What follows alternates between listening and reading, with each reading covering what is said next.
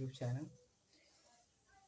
ये historical background का second part है जिसमें हम डिस्कस करेंगे द कंपनी रूल 1773 टू 1858, जिसे हम रेगुलेटिंग एक्ट ऑफ 1773 भी बोलते हैं। ठीक है, तो हम डिस्कस करते हैं। मैंने यहाँ पे पीछे जितने भी मोस्ट इंपॉर्टेंट पॉइंट है उन्हें नोट कर दिया है। फर्स्ट इसे हम मोस्ट इंपॉर्टेंट पॉइंट को देख लेते हैं, उसके बाद हम इसकी समरी पे चलते हैं और उसको हम बारी बारी डिस्कशन करेंगे। तो इस वीडियो में प्रॉपर हम रेगुलेटिंग एक्ट के बारे में द कंपनी रूल 1773 टू 1858 को डिस्कस करेंगे। ओके, आगे come to the point. The Company Rule 1773 to 1858 Regulating Act 1773. आगे first most point is that it was the first step taken by the British government to control and regulate affairs of East India Company in India. ये क्या था, Britishers जब India में आए, पिछले video में मैंने आपको क्या बताया था, Britishers as a traders India में आए क्वीन एलिजाबेथ के कहने पे, और जब ये इंडिया में पहुंचते इनका पहला स्टेप क्या था, फर्स्ट स्टेप क्या था, it was the first step taken by the British government to control and regulate the affairs of East India company in India. अपनी ईस्ट इंडिया कंपनी के अफेयर्स को कैसे रेगुलेट करेंगे इंडिया में, फर्स्ट स्टेप इनका यही था। क्या था कि हम अपनी कंपनी के रूल्स को, अपनी अफेयर्स को एंड जो भी हम इसका रेगुलेट कैसे करेंगे इंडिया में, इसके बारे में इन्होंने प्रॉपर डिस्कशन किया। इनका ये फर्स्ट स्टेप था। Again second point is the features of the act were as follow. तो फीचर्स के बारे में हम कई पॉइंट्स हैं जिन्हें बाद में हम समरी को पढ़ते हुए डिस्कशन करेंगे। तो come to the next point, regulating act of 1773। First point इसमें दिया है, this act was a great constitutional importance. First है इसमें, it was the first step taken by the British government to control and regulate the affairs of East India Company in India. इस point को मैंने discuss कर चुका है, explain कर चुका है।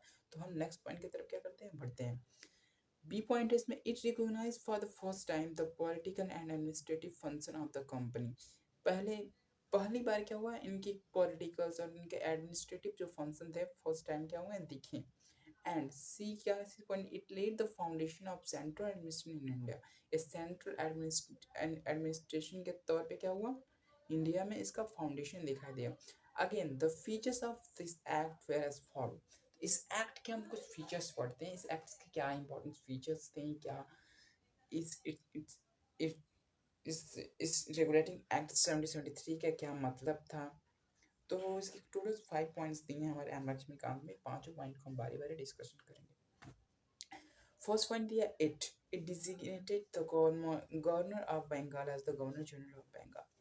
इसको आप एकदम दिमाग में बैठा लीजिए कि जो गवर्नर जनरल ऑफ बंगाल जब नाम पड़ा तो सबसे पहले इसको क्या कहता, पहले वो क्या थे, गवर्नर ऑफ बंगाल थे, उनके नाम को चेंज करके गवर्नर जनरल ऑफ बंगाल बना दिया गया। And create an executive council of 4 member, और एक एग्जीक्यूटिव काउंसिल बनाया गया, कितने मेंबरों का, 4 मेंबर का, to assist him. The first such governor general was lord Warren Hastings. तो बंगाल में सबसे पहले गवर्नर ऑफ बंगाल को चेंज करके गवर्नर जनरल ऑफ बंगाल बनाने में सबसे पहले किसे बनाया गया, लॉर्ड वारेन हेस्टिंग्स। इनका नाम आपको एकदम बैठा लेना है, एग्जाम के पॉइंट ऑफ व्यू से मोस्ट इंपॉर्टेंट पॉइंट है। सेकेंड पॉइंट पे हम चलते हैं, it made the governor of Bombay and Madras presidency subordinate to the governor general of Bengal unlike years when the three presidencies were independent of one another। ठीक है, इन्हें क्या किया, governor of Bombay and governor of जो मद्रास थे, इनकी जो प्रेसिडेंसी थी, इनके सबऑर्डिनेट को क्या किया, गवर्नर जनरल ऑफ बंगाल से क्या कर दिया, मैच कर दिया। आगे थर्ड पॉइंट की तरफ हम बढ़ते हैं, it provided for the establishment of supreme court at Calcutta. इसमें क्या होता है, कलकत्ता में क्या हुआ था, 1774 में सुप्रीम कोर्ट बनाने की क्या थी, अनुमति थी। Compromising on chief justice and 3 other जजेस। उसमें क्या क्या, जो मद्रास में sorry it provided for establishment of supreme court in Calcutta. Calcutta में जो सुप्रीम कोर्ट बन रही थी उसमें क्या हुआ था, 1 चीफ जस्टिस थे एंड क्या थे, 3 अदर जजेस थे। ठीक है, कुल मिला जुला के 4 लोग थे। आगे हम बढ़ते हैं फोर्थ पॉइंट की तरफ, it prohibited the servants of the company from engaging in any private trades or accepting present or bribes from the natives। ये लोग ये कहते थे कि जो भी लोग हमारी इस कंपनी में इंगेज हैं, वो किसी भी private sector other private sector में काम नहीं कर सकते। जिन्हें यहाँ काम करना वही भाई यहीं पे काम करें, अदर जगह पे जाके वो काम नहीं कर सकते।